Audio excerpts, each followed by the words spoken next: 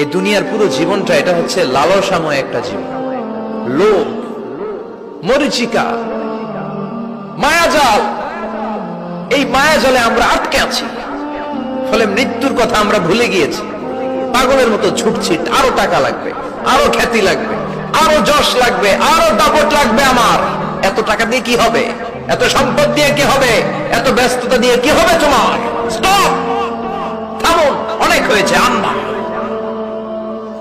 থামুন, take a rest, take a breath and think about death. Think that you have to go back to your Lord. একটু বসেন না, একটু ভাবেন যে আমাকে চলে যেতে হবে, চলে যেতে হবে। এই কোলাহল, এই ব্যস্ততা, এগুলো থাকবে, থাকবো না আমি।